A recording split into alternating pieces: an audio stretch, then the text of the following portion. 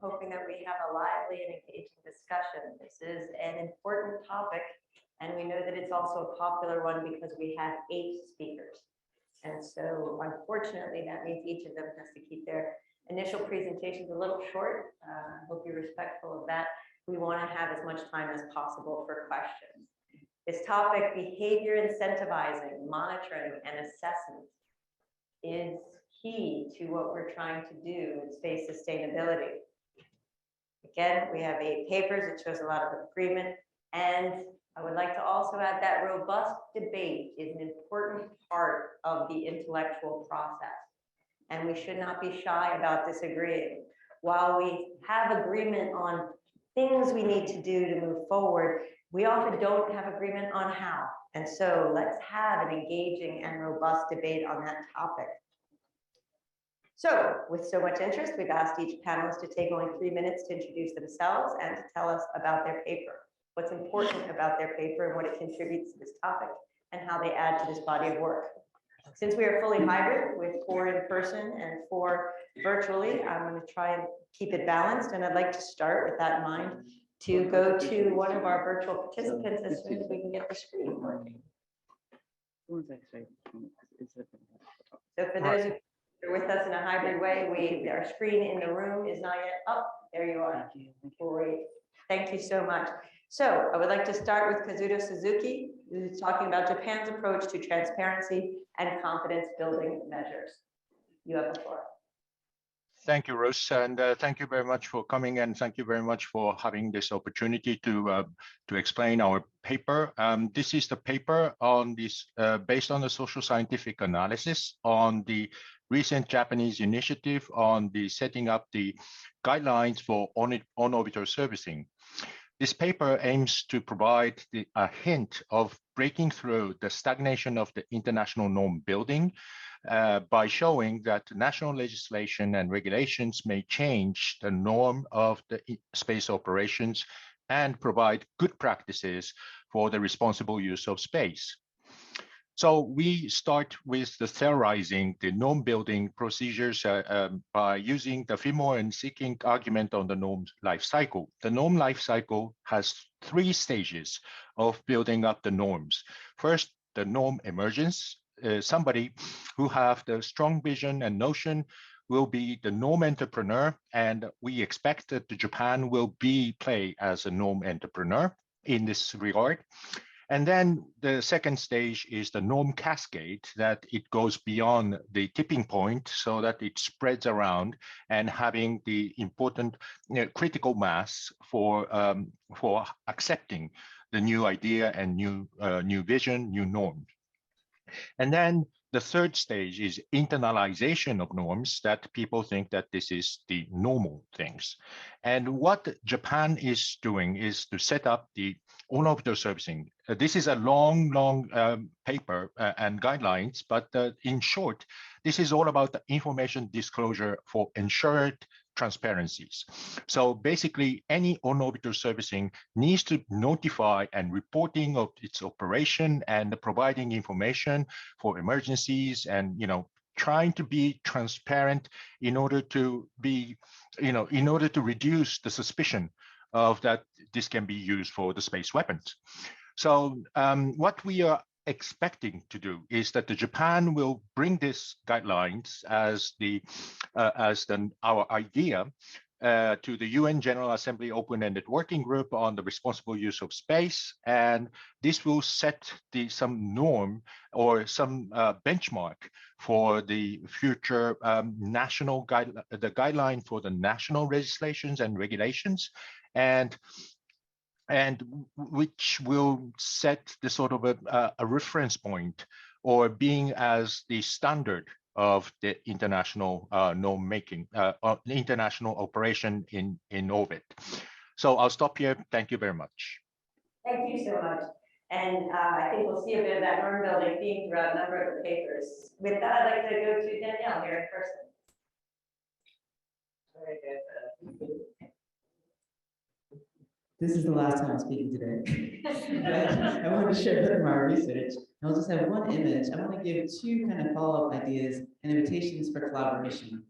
The first thing you'll see is an example from our research, and one of the norms and opportunities I want to explore is the chance to connect those who are exploring green propulsion and ways to reduce toxicity of propulsion for small satellites, and then those who are exploring space traffic management and other emissions around space debris. There's an opportunity we would like to highlight for the research to ask. There are kind of separate engineering communities. There are those who think about what's inside the spacecraft. That's how I was originally trained. And they often are asking, how do we consider that traditionally there has been a number of options for both chemical propulsion and also electric propulsion. There's a lot of innovation happening and seeking ways to have low cost and low infrastructure requirements in developing green propellants. Green could mean that it's green when you develop it on Earth, but also that the human who uses it and who is exposed to the manufacturing is not harmed. Here I'm highlighting a fun example. This is a picture of the microgravity, sorry, I said it, of the reduced gravity plane flight. No, that's wrong too. Here's an example of an experiment we take on planes where we fly parabolic trajectories. That's better, right? And we are changing our exposure to the effects of gravity and therefore able to float temporarily, and therefore able to find out the behavior of beeswax and candle wax as they are manufactured in an environment of altered gravity effects. And so my team, you see Dr. Javier Stober there, you see our undergraduate, Alana Sanchez. And on this day, we're testing beeswax from the country of Bermuda, as well as candle wax, and also analogs, including water and oil. We want to prove that it's possible to do this kind of manufacturing on orbit in an unintended system. And if so, we'll give additional options for how we could do propulsion development, even on demand on space. So I'm so thankful to be in this field, but also to connect the need for space mitigation, and even perhaps longer term, if we have improvements in autonomous rendezvous and docking, the ability to use this kind of as an on-demand fuel. But I think there's a large opportunity to have research collaboration across those who are experts in space debris mitigation and those who are experts in green propellants to work together further. And also, I'll appreciate the next person who's going to speak as a collaborator of mine, Maya Slavin, and she'll talk more about our work on the space sustainability rating. I just want to remind folks that we do have an open invitation to get involved. You can reach out to me here in the US, but also we want to highlight our collaborator, Emmanuel David, who is leading from the EPFL Space Center. If you're interested in getting involved as someone who's operating space missions or getting involved in the community, we welcome that discussion. Thank you all so much, and I'll pass it along. Thank you, and thank you for introducing our next speaker. That is Maya Slavin. She is here with us online to share her work on detectability, identifying, and traceability. Hello, yeah. So the paper I'm talking about on behalf of our team is about 4 case studies we did with satellite missions from South Africa, India, Brazil, and Thailand regarding how they score on the detectability, identifiability, and trackability module of the space sustainability rating.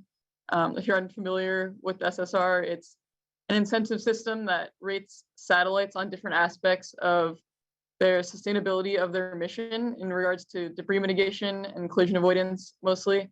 The DIT module, which is one of six modules that makes up the rating, quantifies how easy it is to detect, identify, and track a satellite. And in the past, we've done beta tests with several large US and European commercial operators. But with this paper, we wanted to investigate how missions from a variety of regions and mission types score in the SSR, and whether there might be any unique technical, economic, or policy factors in the context in which they're developed that might affect their scores in the SSR. And this is important because the SSR is meant to be accessible and an incentive to all types and sizes of different operators, and really a way for everyone to participate in a technical and policy conversation about space sustainability and the behavior that contributes to it. Thank you. Thank you. With that policy and legal framework, that takes us to George, who's going to talk a little bit more about that legal perspective on rights and freedom. Well, I basically said my position earlier, but the thing is that what we really have to do is begin to look at how we analyze and view things, and not get caught up in, I would say, wordings and traps. And we're getting to what I like to call H2O theory. H2O can take different forms depending upon the environment in which it's in. It can be liquid, it can be solid, or it can be gaseous. Okay, but you know, at the end of the day, it's still H2O. So don't be confused or get caught up in just because of a particular environment or a particular shape or something. It is the concept, the essence of what is an issue that is important. And that's what we always should stay focused on. Thank you. I think that's a great point, George. I'd like to go to two presenters online before we move to our last two here. And I want to make sure, do we have Tony available?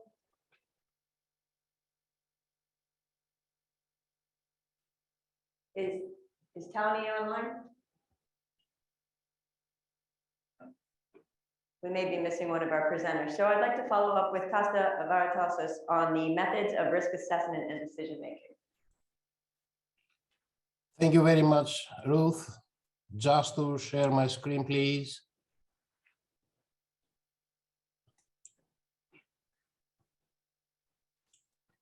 My regards to all of you from Athens, Greece. I'm very happy being with you. I am Costas Varotsos from University of Athens, and I will present to you our paper entitled on methods of risk assessment and decision making in environmental remote sensing. Just to full screen for your convenience. First of all, I would like to introduce you to the topic of our study. We use remote sensing, especially microwave radiometry, to explore the environment, focusing on the emerging environmental risk assessment and on optimal environmental sustainability decisions. The method to achieve this is the main purpose of our study. To answer this question, we use the combination of an environmental acquisition system, a standard geo-ecosystem operating model, a computer mapping system, and an artificial intelligence tool. This combination provides a sophisticated model, the geo-ecological information model system, which can help determine the impact of planetary sustainability on space exploration, with particular support for the United States Sustainable Development Goals on 2030 agenda.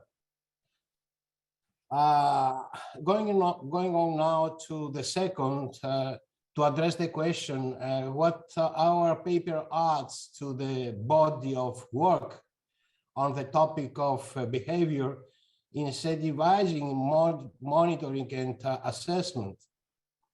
Our paper mainly provides solutions to the following difficulties we often meet and must deal with.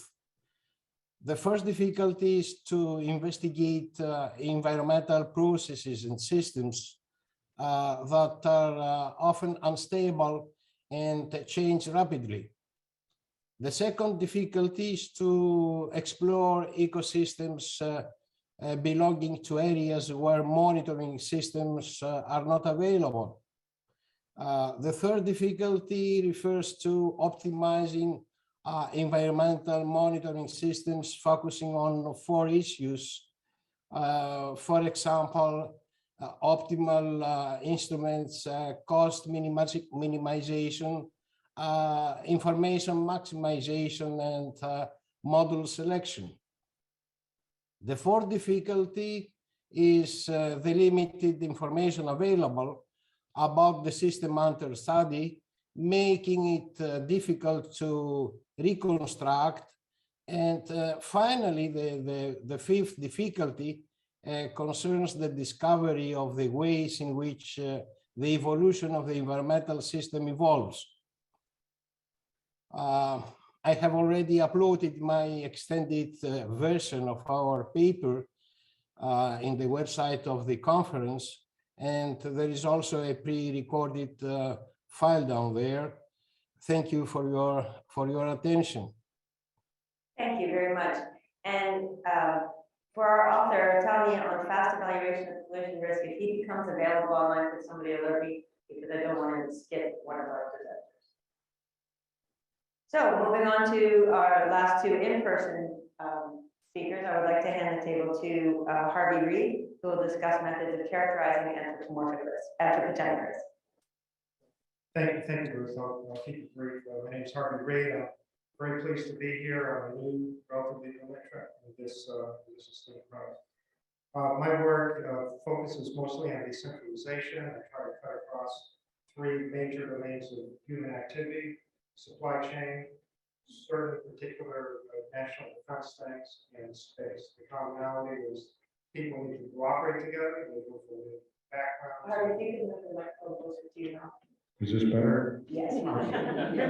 No. Or maybe take your hand off. Yeah. Well, I'm trying to hold it close without licking it. So I'm trying to be safe. Like an ice cream cone. Okay, so my work focuses on decentralization, cutting across three major domains of human activity: supply chain, space, and national defense.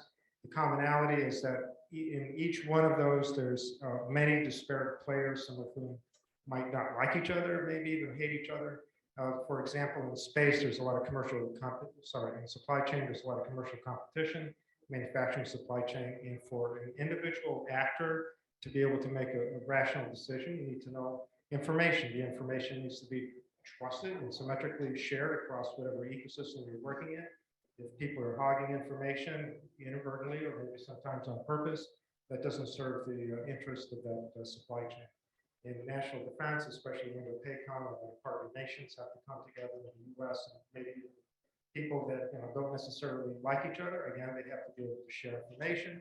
The information has to be shared in a trusted and symmetric way, so on and so forth. In space, there's a very, very similar thing going on. There's many, many different actors, and according to the Outer Space Treaty, there is no one central Leviathan that's going to be controlling everything. So it's a lot of individual actors that have to make rational decisions, so on and so forth. So the work is focusing on using decentralized data technology so that you could have provable attribution of who's saying what, shared messages, and intent to maneuver. Sometimes that information is shared in space, but maybe in smaller subsets. For critical things, why not share it with everyone? That's the kind of thing that we're looking at. There's a very small subset of work that's, let's say, working with sensors, not people, but working with sensors. It's called SNARE. If you search it in the AIMless proceedings or search for minor SNARE in space, you'll see what I'm talking about. And that's where space sensors that the 18th Squadron uses in the future could be tasking themselves, not waiting for a schedule from the 18th. That's an operational prototype with the Space Force thing. So that gives me some hope that maybe we're on the right track. For what we're talking about here in terms of norms, and trying to keep this short, if people want to establish norms to advance the ball down the field, using a sport metaphor, all the individual actors need to be able to see all the information from other people. So, and in a situation where you know that the information is not being gained, meaning hacked, or somebody is posing, or something like that. And there's not a lot of options, so we're looking at decentralized data technology. I'll leave the technology at that, but there may be some hope, and we're looking for actually ways to advance a minimum viable information effort to see are there certain types of information where we could advance a prototype in this regard, and then leading up to a minimum viable prototype in the very, very, very, very, very near future. Thank you. And finally, before we open the floor to questions, we have Nana Gordon on a proposed framework for binding orbital debris regulation. Hi, and I want to give a shout out to my co-author, Trevor Owen, who just started his master's in orbital mechanics here. We want to encourage everyone to start thinking about and imagining a framework for binding orbital debris regulations. Mainly as the population of debris grows, so does the probability of collision. And I want to say that once that happens, the public will be more aware of the problem. And as the public becomes aware, so do lawmakers. And I want to echo what Nancy said yesterday, is that you want to do this to yourselves before someone comes in and does it to you. Leave it at that. All right, thanks. Now, I will take the moderator's prerogative to ask the first question. After that, Maura has agreed to run the room to ask your questions. and to get you online. I would like to make a note about microphone usage. The people who are online cannot hear you unless you're talking into the microphone, no matter how loud your voice is in the room. So please wait for the microphone and speak clearly into it so that we can have full participation, both virtually and in person. So with that said, one theme that has come up that started from our first speaker and continued to the end is that participation is important. Participation and visibility. So we get this question of people, I'll share information, but only if everyone else does. How do we start? I'm going to ask you, Danielle.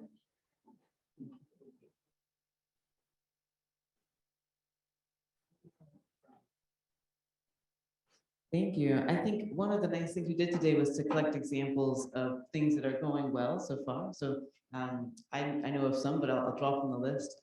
I think that it's nice that we could say, okay, sometimes starting small in a way that demonstrates, you use the phrase like a minimum information product and a minimum viable product can help us. I think, is Dan Achogi still here? No. Okay, well, if you were here yesterday, you could have chatted with Dan and asked him what have been some of the ways that Dan has organized teams who are willing to help demonstrate, ways to build norms, sometimes with a small group at first, but in a way that helps to demonstrate the process of data sharing within a few operators, for example, or ways to discuss norms in a way that can create connections. A challenge that's real is that it's generally easier to start with people that you already know, and then with communities that are kind of similar to yours or organizations that are similar to yours. So sometimes the hard part is to start across those boundaries. I want to appreciate Slavin again and the master's thesis he did in interviewing some of the companies that are particularly active either in operations or in data collection around SSA, space situational awareness.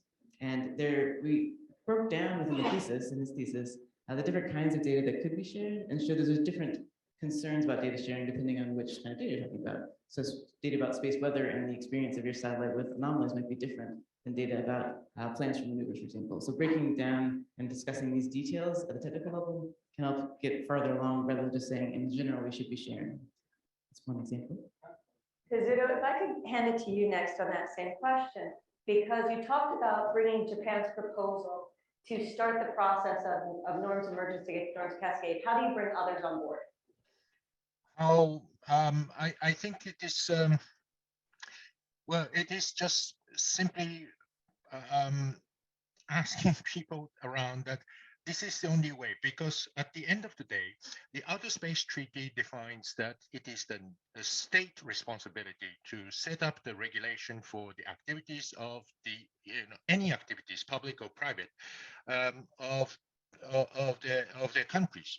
So I think it is necessary to have the individual countries will have their own consciousness to play around and set up the regulation and transparency, and I think the good practices will provide the certain understanding that it is reasonable to have a set of rules in order to get the it's to maximize their interest. And I think it is after all the state plays with an interest, and I think that's where this is a sort of a soft point to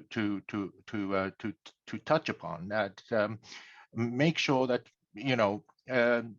having a regulation is not constraining the activities, but it's enhancing the activities. It's enabling the activities. So that's the sort of an argument that needs to be bring in. And I think since it's very difficult to have the international agreement among states, so individual states will get those practices all together and set up the norm, so that people cannot, people feel ashamed if they don't have those national regulations. Thank you. And Harvey, you were enthusiastically wanting to Well, answer. it was, and I just smiled at the last speaker who said, if there are other countries. I really appreciate the last speaker saying, and then therefore other countries will be ashamed if they don't follow. And I think that, I really smile at that because I think there's a lot to group guilt, that type of thing, where it requires, some level of empathy, from one country to another to have that same sensibility that they would feel left out a little bit, they should be participating. I also agree with Danielle, I think you were saying we start with a small bounded set, and in the Indo-PACOM and national defense, we're kind of looking at that type of a thing where you say, okay, well, under the most dire circumstances, we really have to do something like really super bounded. Then what would the information sharing, what would the individual agency that you need to enable be? And then you can work out bigger in the context of space. People may feel a little bit nervous if you talk about dire circumstances, but similarly, you want a smaller microcosm where there's several features that are very similar. You need stakeholders that are diverse, maybe argumentative, but will still cooperate in a certain exercise. And you need some information sharing which would contribute to building norms. Information sharing that people could actually comprehend and relate to, but perhaps avoiding, big elephant in the room things that you need to get to later. You need to step your way into that. So that's why we use terms like minimal viable information set, which things that we want to share to lead up to minimal viable. So since this is a Q&A session, I'd like to ask our people who are online, if you want to answer a question, please get my attention, wave, raise your hands, speak up, because I want to make sure that we have that interaction from both sides. So I would like to open it up to the floor for questions. And again, microphone, please. Thank you so much. This has been a wonderful panel. So my question is about the role of the commercial sector in driving norms creation. Despite Article 6, we do see commercial actors sort of leading the pack in some certain areas, I would argue, just given the fact that they're pushing the envelope in space exploration and utilization. So my question is twofold, and to anybody who would like to weigh in, and that is, in what areas do we see the commercial sector driving norms creation? And then second, how do you assess that? Is it good? Is it bad? Is it inevitable? Thank you. One of our online participants want to take that one first? Suzuki? Mr. Suzuki, sorry. Right. Thank you very much. I think there are good and bads of the commercial sector playing in the setting up the norm. First, I think the good side is that there are a number of the commercial companies are doing the on-orbital services like Astroscale, ClearSpace, Northrop Grumman, and even the Chinese are now, acting in on-orbital service, tagging the dead satellite to the grave orbit. I think these are activities which are not really transparent at the maximum level, but still, I think there is, good practices building up in the way in which that they are just doing what they want to do, and they are not doing something outside of what they're doing. So I think this sort of a behavior or disciplined behavior is creating some sort of a baseline of the norm. But on the other hand, the bad behavior or bad issue is the large-scale constellation. The large-scale constellation is just growing and growing, and there's nobody regulating the number of satellites and the increase of traffic. So I think it is a responsibility of the national legislature and national licensing authorities to control these commercial sectors, because if you let the commercial sectors to play alone, then you can't really stop the increased number of space objects and congestion in orbit. So now I'd like to point this to you as well, because you said there's a need for binding regulation, and that sort of brings to mind a top-down government-driven approach. What is the role of the commercial sector in getting to the solution you propose?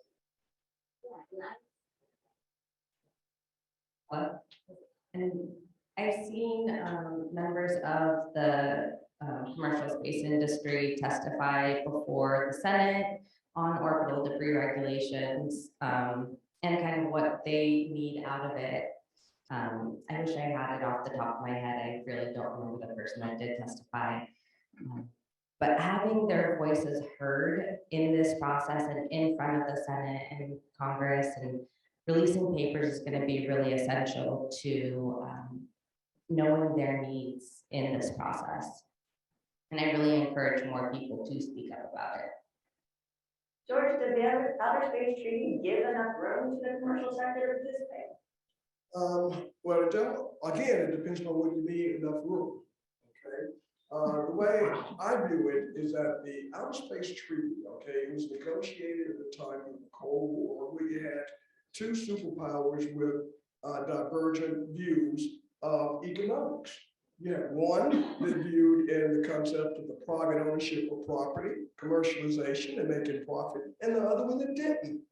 And so this outer space treaty sort of like tries to balance those two approaches. That's why there's a little allowance for private actors under, I think, Article 6 of the outer space treaty, but that's under control of a state, where a state is always responsible.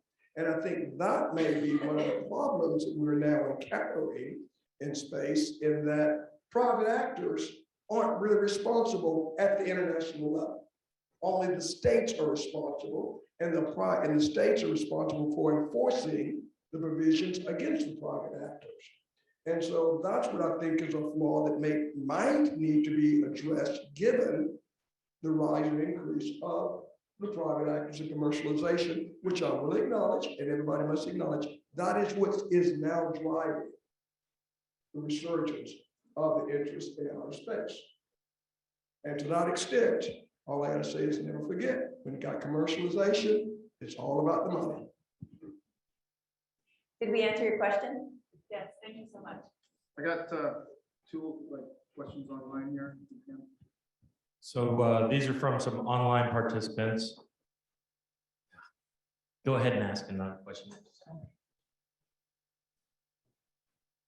So we have a short tech problem. We can take a question from the audience here.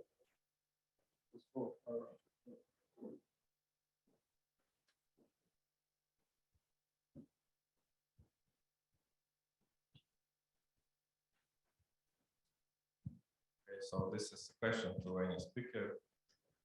So if we are talking about that, sorry.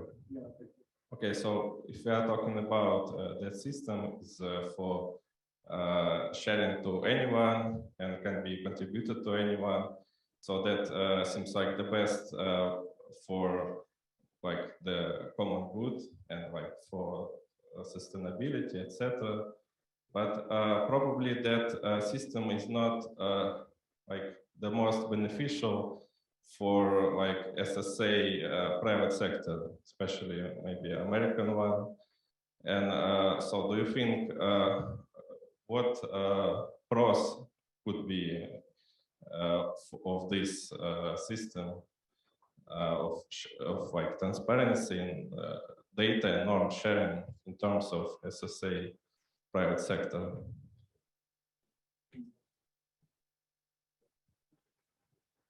Thank you for the question. I'd love to start and also ask if my colleague Maya would like to add something, looking at the case studies we considered of particular countries' experiences.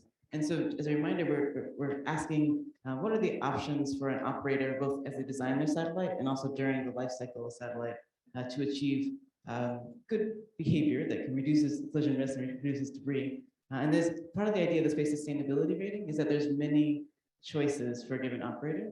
And there's also physical constraints on different types of missions. So you could say missions that are focused on Earth observation may have very particular altitudes or operations they need for their instrument. Other missions may have different options, right? So part of what we've noticed is there are always options, but actually the earlier you consider them, the better. So if missions can ask their data sharing plan and their orbital altitude and their end of life plan way before they choose their, start publishing their plans for operations and start to commit to orbits, that gives more flexibility, right, for how they can choose. And so Maya's paper, which I'll pass to her, is on particularly this feature of designs that can be done on the hardware side of a mission, as well as the orbital mission planning, to make the object easier to detect by an independent operator from Earth. And Maya has some examples to share, but part of what we're showing is that there's multiple choices, meaning there's not one answer for how to do it. It depends on the kind of mission and also the mission objectives, but everyone can do something to improve, make themselves more able to be participating in situational awareness data collection. There's many good options. I'll ask Maya, pointing to you virtually. You looked at examples of lower cost missions coming from emerging space stations, and what did you find about their ability to achieve good SSA performance as objects of SSA? Yeah, so particularly looking at like the detectability and trackability of some of these missions from like emerging space stations, really like what we found was that there's still choices that can be made in terms of like the mission design and the physical satellite itself that make the mission detectable and trackable on par with missions, you know, from like big US operators, European operators, NASA. And so just kind of like understanding the trade-offs between those different decisions of like the size of the satellite, you know, the material it's made out of, the orbit it's in, the inclination, and kind of looking at how all those things look together to contribute to a better understanding of SSA for everyone. Like we saw that, like Danielle was saying, like those decisions can be made at different points in the design process and by all types of operators. You know, if I could touch a little bit, because you mentioned commercialization is about money, and you asked about the private sector, and we talked about SSA for all. If there's SSA for everyone, who's going to pay for it? Not who's going to pay for the system, but is there still a market for commercial SSA providers, or is the path we're on shutting out that industry? So I'm going to go to Harvey on what role do commercial providers play in your vision of information sharing? With a prepend of a further answer to that question. So keep me trying. So I think part of your question was you were talking about if everybody can see everything. Information sharing. More about SSA provider of SSA information. Well, okay. So right. So part of it is there's the SSA we'll talk about, and beyond SSA, there's information that should be shared as well. I mean, traditionally SSA, people think of, oh, you're monitoring, you're getting sensor data and things like that. There's also, let's say, let's say reporting intents to maneuver. Widely, let's say if there's certain critical things that happen, is there a norm that says every operator, you know, if they have to maneuver because of certain reasons, they have to tell everyone. And so what means do we have on the planet, like an intercom, to say, operator so-and-so said this at this time, and we can guarantee we know who sent it because of, you know, certain keys, let's say, and we can guarantee the data integrity because of, you know, blah, blah, blah, technical reason. So that's the kind of thing that we're looking at right now. Now, in terms of the role of let's say, commercial within SSA, earlier when I was talking, I said, well, one of the steps along the way was there's a prototype in the Space Force right now of something called SNARE. And SNARE says, hey, instead of the 18th sending out a schedule, I'll get to the commercial. Instead of the 18th sending out a daily schedule to all the other sensors, then the hypothesis is, well, what if each sensor, based on its knowledge of everything going on and its ability to listen in a trusted symmetric manner, trusted symmetric is throughout the whole thing. If every sensor could listen to every other sensor, it could make a decision to say, okay, somebody detected a maneuver over here, so we're going to start tracking an object until, let's say, certain characteristics is well known on the other sides. So from let's say the 18th point of view, there's an advance like that. Now, where commercial SSA could play and augment onto that is, if you could look at each orbit and you could tell, oh, well, this part of an orbit is less observed than this part of an orbit for whatever reasons, you know, for placement of sensors and types of orbit, all that kind of stuff. And you knew which orbits were super high priority and under observed, and you wanted to tighten up the orbit because you could see conjunctions coming and you want to orbit that. And you know, people have talked about that. The OADR, Scott Leonard. People were talking about that. So if there was a way to, let's say, apply a metric, which was one of the outgrowths of that project, and say, okay, well, let's try to get more observations on the upper half, tighten up the ellipse, and then you could have better conjunction analysis. That would be super. So how could you do that without saying we want to buy everything from everybody, commercial SSA? How could you say target? Let's say, you know, give me some readings for certain orbits which we know are under observed and are important to figure out soon. So we're also working on a prototype, and this is through the Air Force foreign military sales. We're simulating a partner nation, and the next step is to simulate commercial. To say, if you had something like that snare set up like what we're talking about, and you ran these metrics over the orbits to say, well, which ones need to be tightened up? Then you could be more specific, and you could say, okay, industry, then here's some requests for sensing. Boom, boom, boom, boom, boom. Queue it up. And if you kept track of data integrity, make sure things didn't get hacked and all that kind of stuff. It could be semi, or maybe even fully automated, where it just washes through the orbits, which ones need to be tightened. Here's a request for sensing. The commercial companies do it, they send it in, boom, they get paid. I mean, that's the ideal. But keeping track of all that, I think, is the next generation, and being able to maximally use the commercial sensing out there. We have to do that. Otherwise, you're just saying, well, we just want to buy everything from everybody, and then how's that going to help? You need a way to focus on the orbits that you need to tighten up. There'll be a lot of them, there's a lot of satellites, but how do you prioritize and then ask the people that do it the best, the commercial and maybe some partner nations, please contribute and do it, in the right channels, and some things are classified, some things are. That I think that would be a vision for pulling in commercial SSA. And that's something where I can't speak for OEDR, but that's something that we're just doing some prototype engineering work, building from the snare, looking out, and so far the results are very, very promising. Very promising. So Mark is waiting patiently for a question. So it's nice to talk about we should share data and information. Everybody can nod their head and feel good about that. But the world we live in, 3 C's, as we all recall, there's a lot of information is either proprietary and property kind of thing, or it's classified, or maybe it's ITAR restricted. And unfortunately, in some situations, it's all 3 at once. So the question is, well, how then do we maximize the information that we can share? Is that a model that is either, let's say, the lowest common denominator, or is there a trusted agent involved, or is there some sort of Unix file sharing like mechanism where you have, world group wheel, blah, blah, blah, and who gets to see what, that kind of thing? I'd like to hear the panels and the folks online thoughts about, realpolitik, how do we deal with it? I mean, we can't just say, oh, everything should be shared. Not going to happen. We have to deal with what we have. So how do we do that? So thank you. Costas, if I could ask you, because that follows up a question you submitted in advance about where you thought the most effective behavior monitoring and incentivizing will occur, whether it's regional or global or a mixture of all 3. So to Mark's question, how do we overcome this international barrier? Is there a path using other structures to do that gets us there?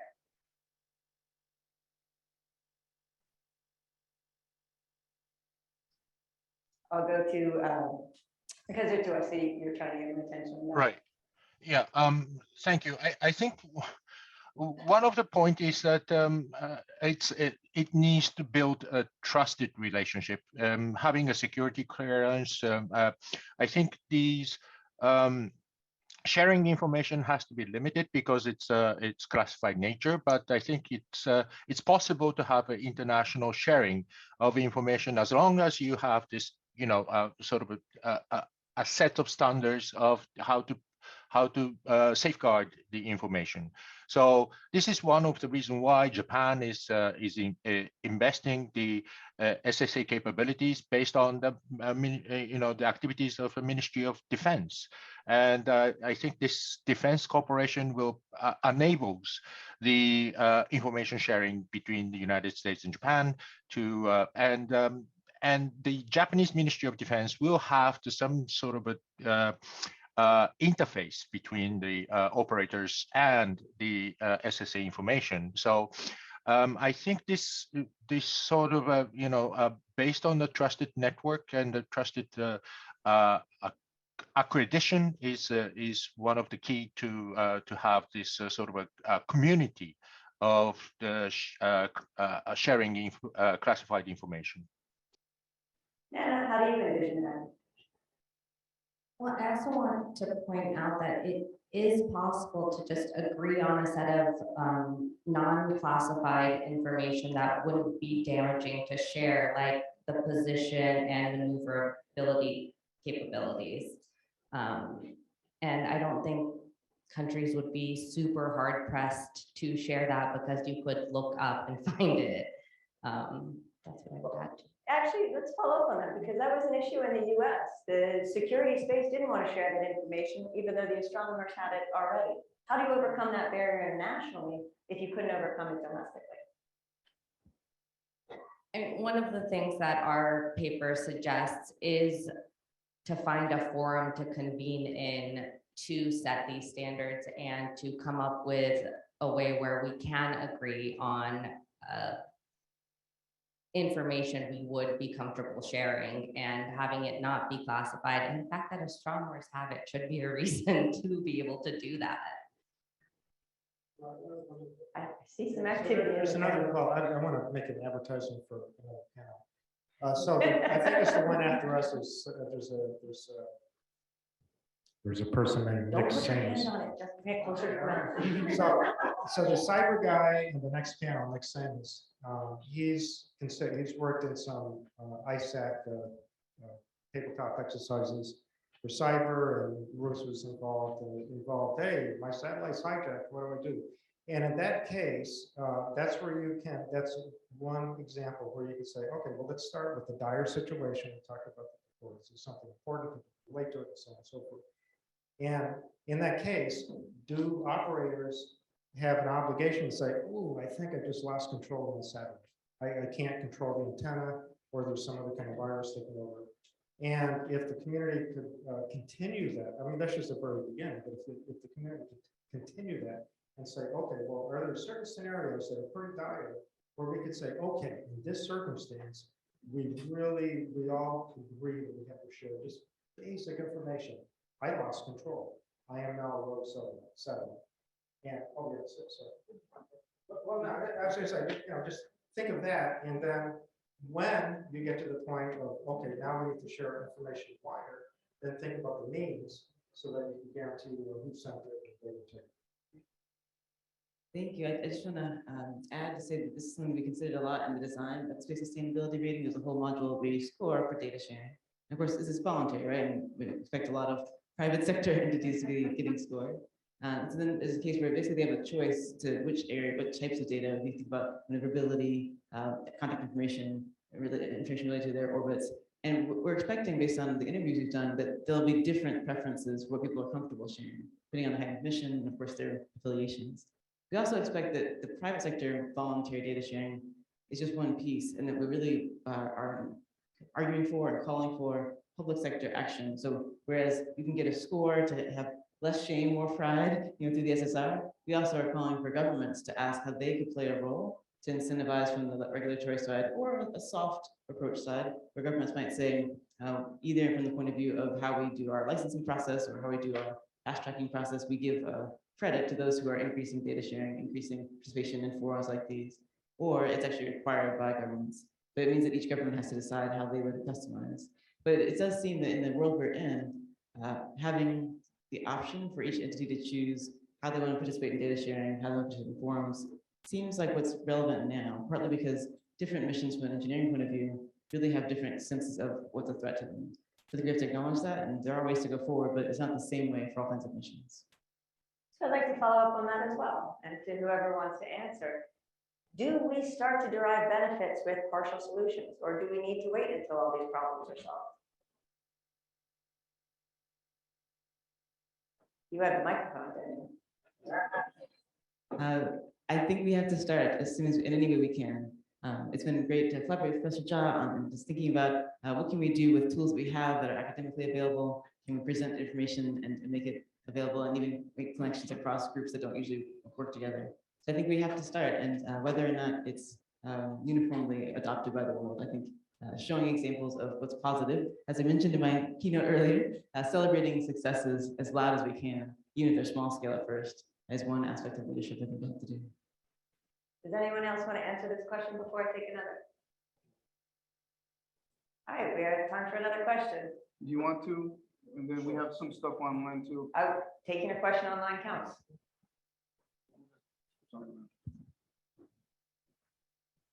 Sorry about the delay. Our first one comes from Catherine Courtney. What do the panel think about the role of ESG reporting in driving behavior change? Can shareholders be harnessed as a force of good? Who would like? There we go. I am happy to share the mic. I'll just appreciate that my co-author, so me and our colleagues, Elena, this is one of the emphasis, the areas they're trying to make in that paper, so I do encourage you looking at that paper directly. It does ask the question, actually, other fields have also tried this process outside of space to create a sense of urgency, right? If you ever notice, you get into a plane, sometimes there is a whole set of small plaques or stickers that talk about different awards that or index achievements that the teams have done. And there's one yesterday on my flight related to disability services, like so the rating. So we do expect that if you can create a demand among shareholders in this case, or among other stakeholders for a company, they might, well, we hope for the best intentions, I think, that they'd be willing to invest. But it's a question too, whether there is a sense of profit benefits, right? And having these kind of things. So it's a call for a combination of asking organizations to both value profit as well as other long-term impacts on society. And I think one of the things is, what exactly is the goal?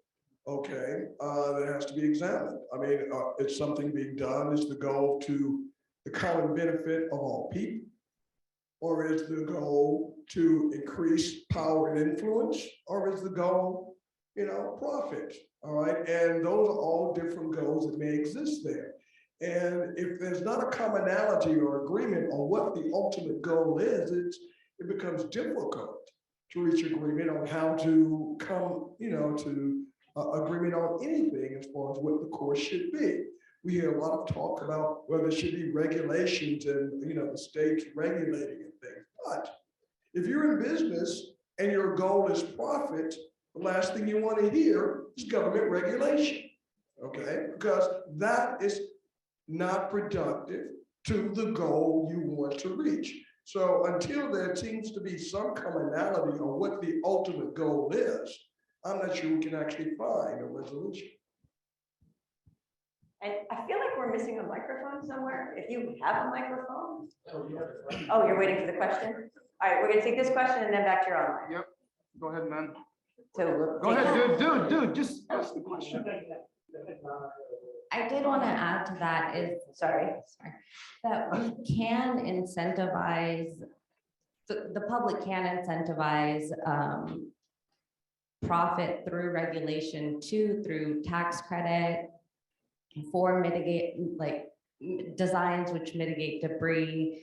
And I think the SSR ratings could really help with that too, and encourage companies to take those extra steps and design and innovate in a way that would help mitigation.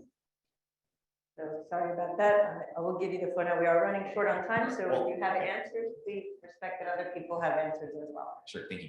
So my question is pretty much along the lines as well. I'm just a little to that. Other than just data sharing, just using space as a limited resource. I think we talked a lot about how profit does tend to play a role, and we do live in a society where greed is good, and competitive advantage for commercial and between nations is a thing. And think about this from, I guess, a little more economic or game theoretic perspective. Being there first definitely helps. Sharing the least will probably help with profit. So in those senses, like, how do we make sure that this kind of this collaboration does happen? Because we can see, you can imagine like space just generally like a wheel field in the next to a EEZ. Let's say there's just going to be a mad dash towards a gold rush. So whoever goes there first is going to do well. So it's limited as well. And that is in some sense unfair for those, I guess, nations without the means to do that, or we heard a lot of perspective on that earlier too. So I was wondering, I think something like taxing came up as well. I think there's a lot of similarities to climate change and greenhouse gas mitigation. So conversation on cap and trade or carbon offset, those types of things has to happen perhaps at the nation level. I was curious like how that is currently looking, because if we just let it happen as is, I think more that people tend not to share, obviously, and just try to get there first and squad. Did you want to direct it to anyone in particular? Not really. I think it was really continues the conversation. Because it ties into a point that was made very early on, that there's no limit on how many satellites you can put up. We don't have a, what's the appropriate size for a mega constellation? So what are the thoughts on how we go forward, knowing that we don't have those limits now?